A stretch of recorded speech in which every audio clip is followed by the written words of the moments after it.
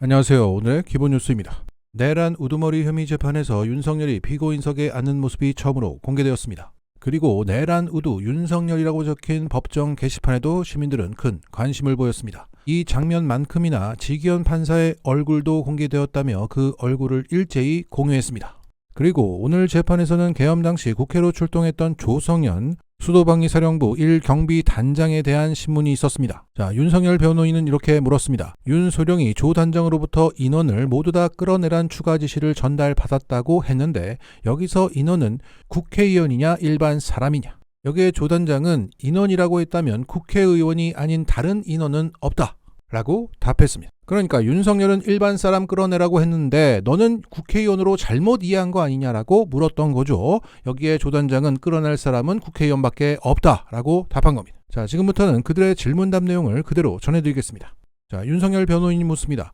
국회의원을 끌어낸다고 해도 어디에 구금할지 감시하고 지켜볼지에 대한 계획이 없다면 의원들이 다시 국회로 들어갈 텐데 국회의원들을 끌어내라는 게 즉흥적으로 할 수 없는 작전이 아니냐.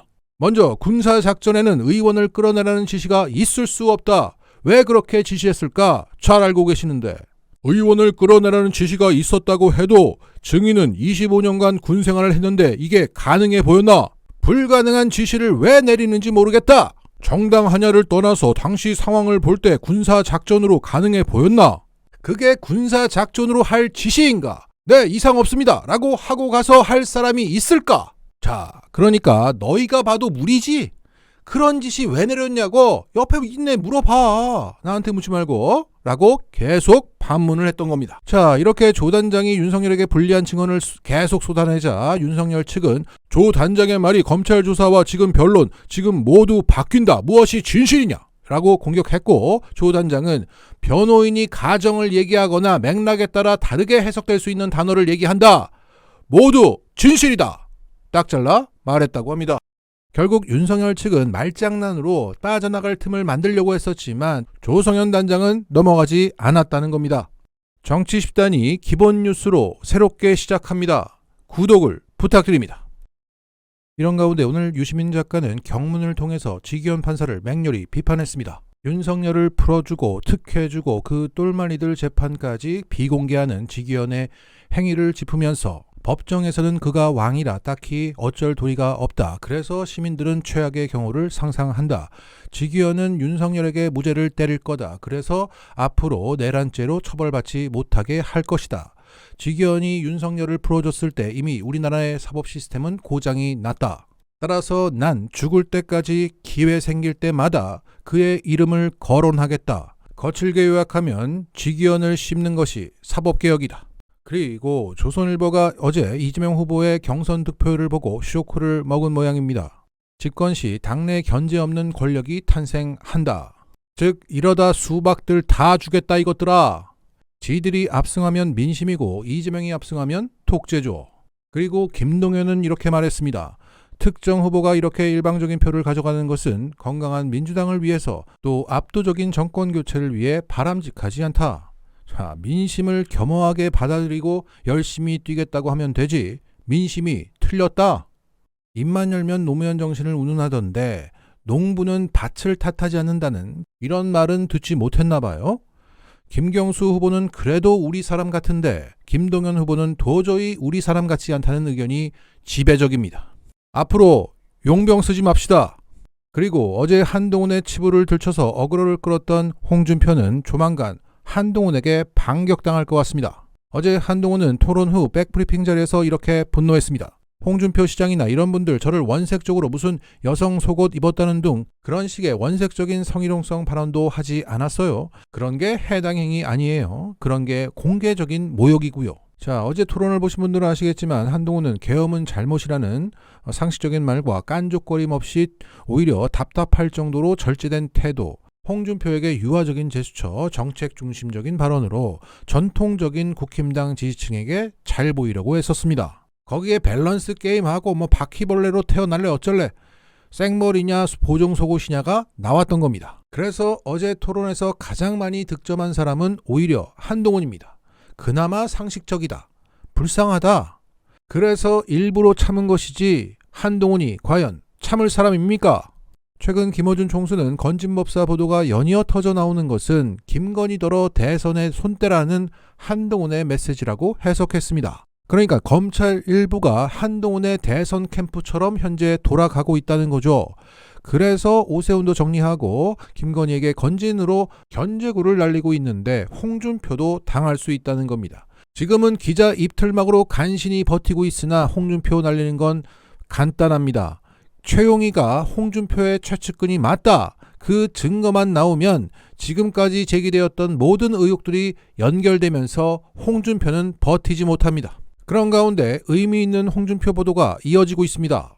홍준표가 경남도지사를 하던 시절 경남도청이 명태균과 수의계약을 맺었다는 겁니다. 그만큼 홍준표와 명태균의 인연이 오래되었다. 이 대목에서 오늘 MBC 시선집중에 출연한 김규현 변호사는 창원 지역만 가면 홍준표와 명태균 사이가 가까웠다고 증언할 사람들이 차고 넘친다. 홍준표가 부인하는 것을 보면 혀를 끌끌 찬다고 전했습니다. 자, 이 노컷 뉴스 보도의 핵심은 이거죠. 홍준표와 명태균이 2021년 6월 복당 문제와 관련해서 통화했던 모습을 봤다는 복수의 증인이 있다는 겁니다. 과거 명태균과 함께 일했던 김태열 전 미래한국연구소장은 당시 명과 홍이 통화하는 모습을 직접 지켜봤다고 검찰에서 진술했다고 합니다. 거기서 홍준표는 명태균에게 전화를 걸어서 명 박사 기다릴 게 뭐 있나 빨리 좀 해줘 라며 복당을 도와달라는 취지의 부탁을 했다는 것을 목격했다. 그 통화 음성은 김태열 소장 외에도 다른 지인도 같이 들었다고 합니다. 그리고 오늘자 한겨레 21 보도에 따르면 2022년 6월 홍준표가 대구시장 선거에 출마했을 때 국힘 당원 명부를 불법 입수한 뒤에 미래한국연구소에 여론조사를 의뢰하면서 국힘 당원들 중 홍준표의 지지자를 추려내서 선거에 활용했다는 겁니다. 참고로 이 국힘 당원 명부를 당시 이준석 당대표는 홍보 문자 보내라고 각 캠프에 줬다고 했지만 실제로는 여조 돌리는 데 활용되었고 이것은 명백한 불법입니다. 또한 그 캠프가 외부 업체에 이걸 유출하면 불법인데 이건 안심번호로 변환한 상태가 아니었기 때문에 매우 불법입니다. 자, 여기서도 최용희 씨가 등장합니다. 최용희가 강혜경 씨에게 전화해서 대구 당원 명부 보냈다라고 말하며 당시 경쟁자인 김재원, 권영진 등을 대상으로 여론조사 돌려달라고 의뢰를 했습니다. 자, 이게 다 문자나 통화 녹음 파일이 나와 있는 겁니다. 더욱이 명태균의 지시하에 강혜경 씨는 당원의 성향 분석을 했다고 증언했습니다. 이 당원 명부를 기반으로 총 7차례 여조를 돌렸고 8천에서 10,000명가량의 당원에 대한 지지 성향을 분석했으며 홍준표 지지하는 당원만 추려내었다. 홍 전 시장을 지지하는 성향이 파악된 국민의힘 당원 리스트를 USB에 담아서 다시 박 씨에게 줬다. 자, 여기서 박 씨는 최용희 대신 입금하기도 했던 홍준표의 최측근입니다. 이 리스트는 선거운동에 활용했을 것이 자명해 보인다. 이와 관련된 사실관계 역시 수사를 통해서 규명되어야 한다라고 강혜경 씨가 말했습니다. 그런데 당시 홍준표는 홍카콜라 유튜브에서 이렇게 말했다고 합니다. 지난 대선 경선 때도 국민 여론은 10%포인트 이상 압도적으로 이기고도 당내 당투표에서 져버렸다. 이번에는 당원 투표에만 지금 전력을 다하고 있다 라고 말했습니다.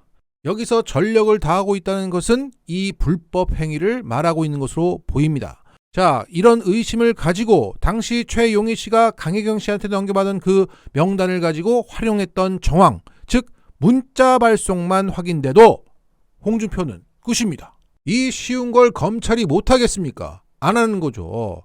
그런데 홍준표가 한동훈의 버튼을 눌렀습니다. 우리는 조만간 하이에나의 비참한 최후를 보게 될지 모릅니다. 가발들추라고 부추긴 그 청년들이 큰일 했다. 마치겠습니다.